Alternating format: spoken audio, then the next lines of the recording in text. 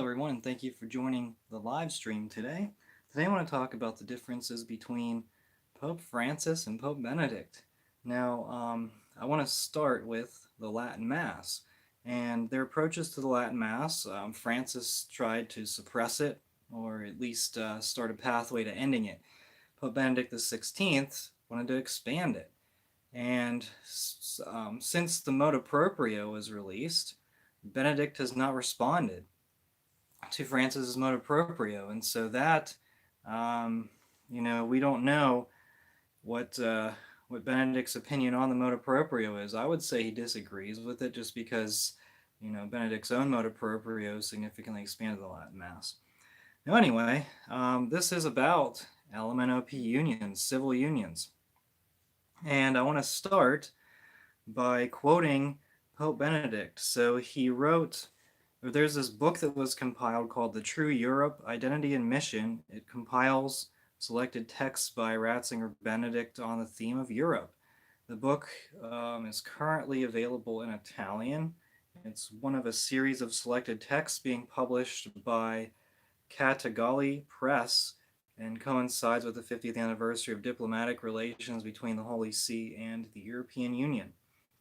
Now, in this book, Pope Benedict XVI said it was important to observe the concept of LMNOP marriage as in contradiction with all the cultures of humanity that have followed one another up till now, and thus signifies a cultural revolution that is opposed to the whole tradition of humanity until today.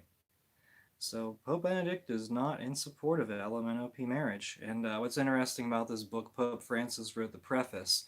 And so I don't really know. I don't know what I think of that. Maybe Pope Francis, he has a lot of influence on what Pope Benedict does. Maybe that's what it indicates. And Pope Francis has a little bit of a different opinion on LMNOP. Now, I'm sure a lot of these YouTubers have released videos in reaction to Pope Francis' airplane interview. And some of this is going to come from his airplane interviews. So, I mean, you've probably heard this already before. Now, Pope Francis, in his airplane interview, when asked about LMNOP marriage, he said that the Catholic Church doesn't have the power to change the sacrament as it was instituted by the Lord, and he supported civil laws that try to help those who have a diverse sexual orientation. What?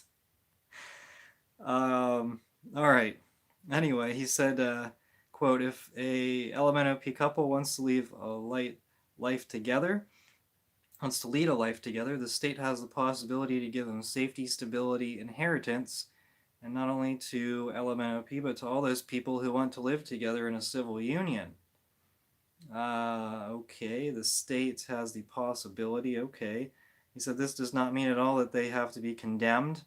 No, they are our brothers and sisters, but marriage is a sacrament between a man and a woman. So it seems like Pope Francis is saying, yeah, I mean, this civil union thing is pretty good, and if the state certainly can give them stability. What? Okay, anyway, that's not really Catholic. And so I think that really contrasts Benedict's statement, because Pope Francis seems to support, and he has supported in interviews, civil unions. And so let's go to the book of Romans. This is the first, and we mentioned this on the Wednesday show. This is the first epistle in the Bible, the first chapter, first epistle of St. Paul. Romans 1, 21 to 31. This is, I'm just going to read this. Because that when they knew God, they have not glorified him as God or given thanks, but became vain in their thoughts, and their foolish heart was darkened. For professing themselves to be wise, they became fools, and they changed the glory of the incorruptible God into the likeness of the image of a corruptible man, and of birds, and of four-footed beasts, and of creeping things. Wherefore God gave them up to their desires of their heart, unto uncleanness, to dishonor their own bodies among themselves, who changed the truth of God into a lie, and worshipped and served the creature rather than the Creator, who is blessed forever. Amen. For this cause God delivered them up to their shameful affections, for their women have changed their natural use into that use which is against nature. And in a like manner, the men also, leaving the natural use of the women, have burned in their lust towards one another, men with men, working that which is filthy, and receiving themselves with the recompense which was due to their error. And as they liked not to have God in their knowledge, God delivered them up to a reprobate sense, to do these things which are not convenient, being filled with all iniquity, malice, fornication, avarice, wickedness, full of envy, murder, contention, deceit, malignity, whispers, detractors, hateful to God, contumelious, scornful, and insulting, insolent. Contumelious means scornful and insulting and insolent. Proud, haughty, inventors of evil things, disobedient to parents, foolish, dissolute, without affection, without fidelity, and without mercy. Who, having known the justice of God, do not understand that they who do such things are worthy of death. And not only they that do them, but also they that consent to them that do them. So St. Paul is more in line with the view of Pope Benedict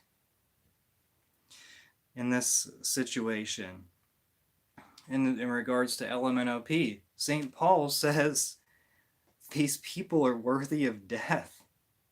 That's not something you hear at Mass every day. And then let's see, not only they that do them, but also they that consent to them that do them. So I don't know, does that mean the people that rationalize or justify these other people? Does it mean that the people who wave rainbow flags, even if they themselves do not identify as LMNOP, is that saying that those people are worthy of death as well? Read the Bible, guys. All right, then we're going to continue on Pope Benedict versus Pope Francis.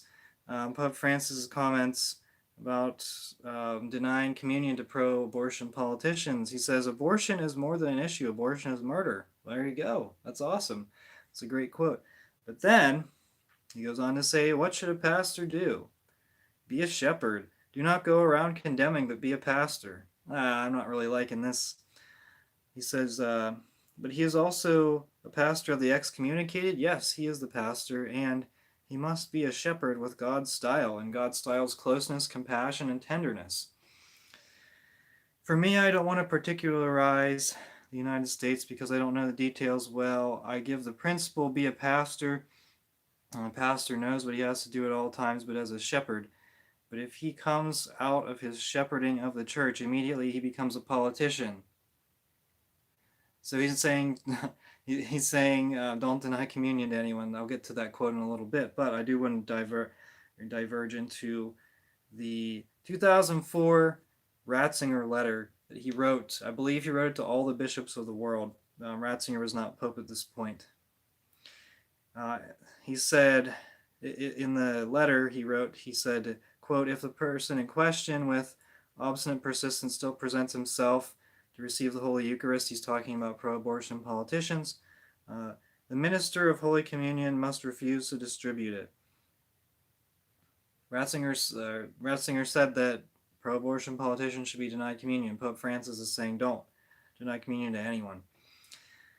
This a little bit more about this 2004 Ratzinger letter. This was sent to the USCCB, and McCarrick had a position at the USCCB.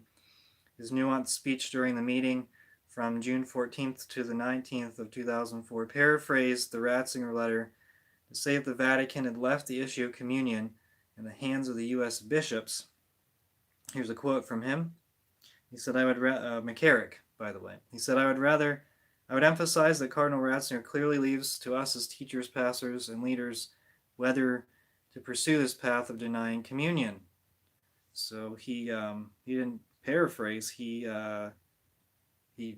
deliberately, intentionally changed the words. Let's see. McCarrick. So as a result, the bishops voted 183 to 6 on a compromise statement allowing each bishop to decide whether to give communion to pro-abortion politicians. So before the meeting, 15 bishops had released statements suggesting that pro-abortion politicians refrained from taking the Eucharist, and 4 bishops forbade such politicians from doing so. You think we would have 15 bishops now that would stand up and say that pro-abortion politicians should not receive communion? Um, I don't know. Maybe we might be able to get to 10, 15. I don't know. That's hard. That's tough. Um, let's see here. Ratzinger said in the letter that the denial of communion is obligatory, quote, regarding the grave sin of abortion or euthanasia. So it's very clear in the letter. McCarrick intentionally deceived everyone in this letter, but Ratzinger was always someone who said that pro-abortion politicians should not receive communion. Pope Francis, on the other hand, let's get back to him. He says, but always condemnation, condemnation, not enough, or enough with excommunication. Please let us not place any more excommunications. Poor people, they are the children of God. They are outside temporarily, but they are the children of God, and they want and need our pastoral closeness, and the pastors work things out by the Spirit of God. So what do? Do you tell them that they're in error, or do you just let it go? Because that's what Pope Francis seemed to suggest. Don't worry about it. That's not your job. Who am I to judge? Leave them continue to do their sins, commit their sins and believe their errors, and that the Spirit of God will work it out. Yeah, how? Will the pastors work things out by the Spirit of God by not proclaiming the truth? I don't get it. Anyway, he said, Pope Francis, here's a funny quote. Do you remember the storm that was stirred by Amoris Laetitia when the chapter on accompanying separated divorced couples came out? Heresy, heresy. Thank God there is Cardinal Schonborn, a great theologian who clarified things. All right, so that's pretty funny.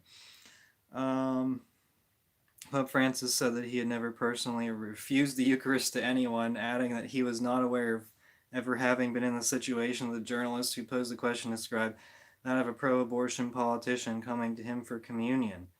The Pope also told the story of a time when he inadvertently gave communion to a Jewish woman at a retirement home who approached the sacrament in ignorance.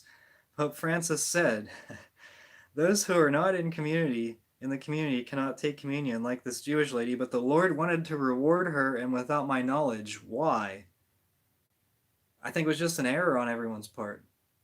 I mean, I don't think it was, I don't think the Lord wanted to reward her, because if he did, then she would have had some opportunity or experience of conversion. I think. So,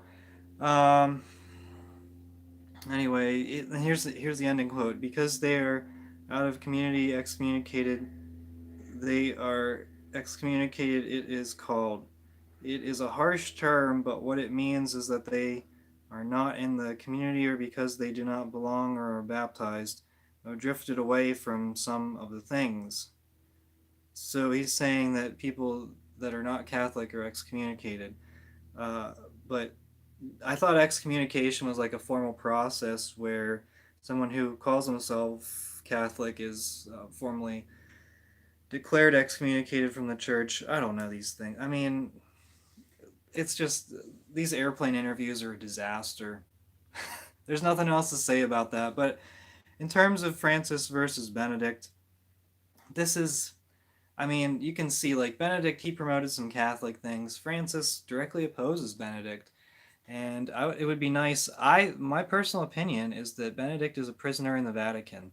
I think it's becoming increasingly clear that that's the case, because he's not expressing his opinion, and these things are crazy. These things that are going on, Francis is saying a bunch of crazy stuff, and yeah, I mean, Benedict has been silent. Benedict's legacy is being completely destroyed, undone by Francis. His good parts of his legacy. The bad parts of his legacy, the resignation. That was a bad part of his legacy. And he'll probably be remembered more for the resignation than Summorum Pontificum. But for those of us who attend the Latin Mass that's not SSPX, we have Benedict to thank. And for those who do attend the SSPX, we can thank Benedict in a sense as well. because he opened up the Latin Mass. He declared the bishops of the SSPX unexcommunicated, so certainly have Benedict to thank for that as well. But yeah, there's a lot of I mean, there'd be a lot more issues that I could go through, but I think you get the idea. And with Benedict releasing this book around the same time Francis made these comments, I thought it wasn't. I mean, it was a coincidence, I do believe, because I think Benedict probably would have been planning on releasing this book. Actually, I don't even know if he released the book. I think it might have been. It seems like it was a series of quotes or a series of discussions from Benedict. It says Ratzinger Benedict compiles selected texts. So I don't think the timing was. I think the timing was more coincidence than anything. But I wanted to talk about it because it's important to see what Pope Francis is saying, what Benedict is saying, and then we can take a look at both and say, hey, this is a contradiction, and it's some of the stuff is contradicting the Bible. Romans 1:21-31, very easy to look up. Read the epistles. There's more stuff that St. Paul says about LMNOP. Was Paul rigid? You bet he was, and so are we.